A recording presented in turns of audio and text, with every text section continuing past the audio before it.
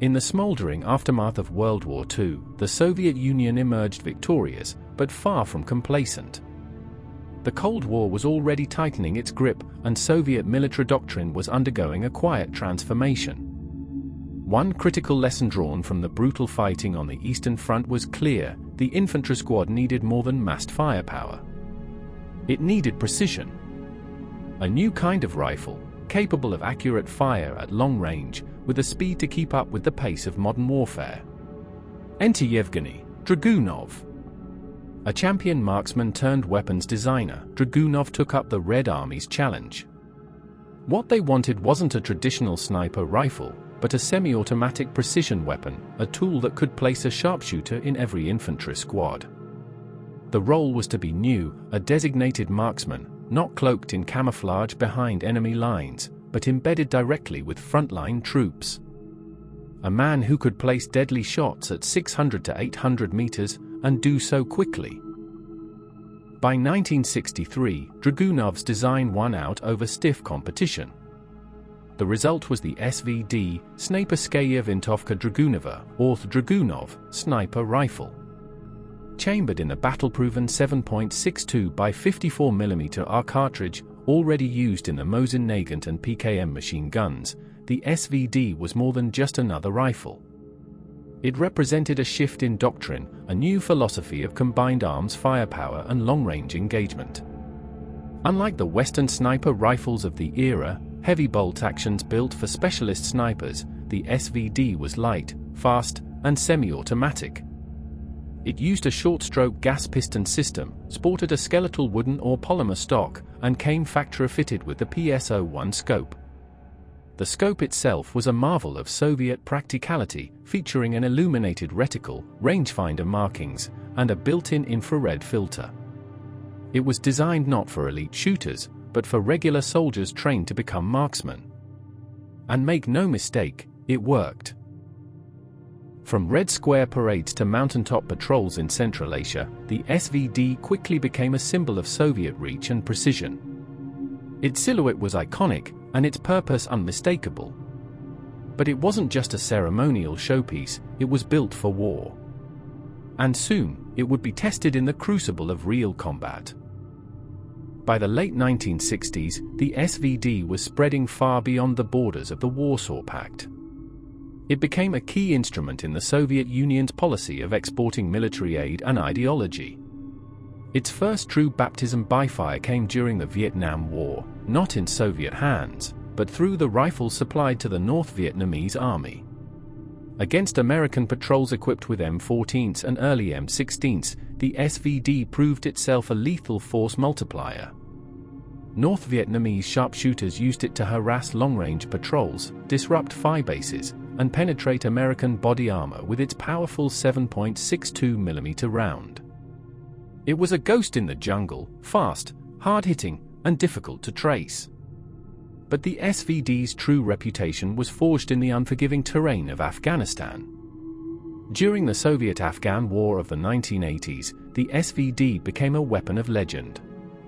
In the steep valleys and jagged ambush zones of the Hindu Kush, Mujahideen fighters came to fear its reach.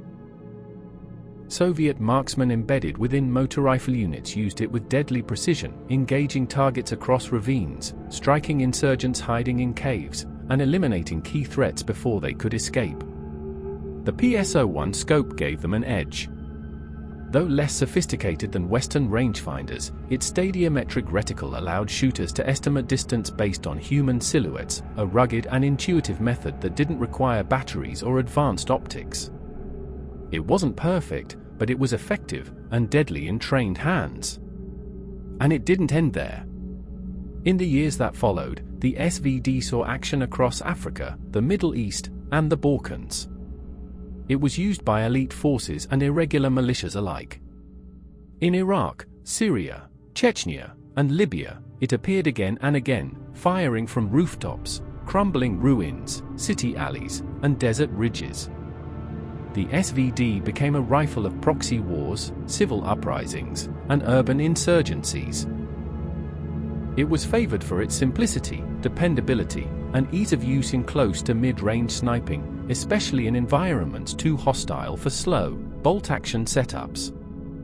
And while Western snipers typically operated in pairs, with a spotter and long-range equipment, the Soviet model was different. The SVD was meant for rapid deployment, often by a single soldier with no support team, just a scope, a steady hand, and a clear line of sight. More than 60 years after it entered service, the Dragunov SVD is still a frontline weapon. That's not just due to its robust design, but because it defined an entirely new combat role, the designated marksman. Today, most modern militaries include a similar role within their infantry squads, using rifles like the M14 DMR, HK-417, or M110RS. But SVD was the first to crystallize that concept in steel. It wasn't a sniper rifle in the classical sense, nor was it a standard-issue battle rifle. It was a hybrid, capable of suppressive fire, overwatch support, and precision killing, all in one lightweight platform. Within Russia, the SVD has evolved but not disappeared. The SVD's variant introduced a folding stock and synthetic parts for paratroopers and mechanized troops. Newer rifles like the SVCH and SVDM have been proposed as modern replacements, but in many units, the original Dragunov still serves faithfully. Beyond Russian borders, the rifle lives on in licensed clones and unauthorized copies, in China's Type 79/85, Iran's Nakji 3, Iraq's Al-Qadasi, and others. Wherever Soviet influence once reached, the Dragunov followed and stayed. In modern conflict zones, from Syria to Ukraine, the SVD still appears in the hands of fighters on both sides of the front lines. Its profile is unmistakable. Its scope glints in the sun. Its shot, if you hear it, means you weren't the target. It may not be the most precise rifle ever built. It may not have the optics or modular rails of modern Western DMRs. But few rifles can claim its battlefield record or its longevity. The Dragunov SVD isn't just a weapon. It's a doctrine. A legacy. A cold-eyed sentinel watching the battlefield from afar, quiet, poised, and deadly.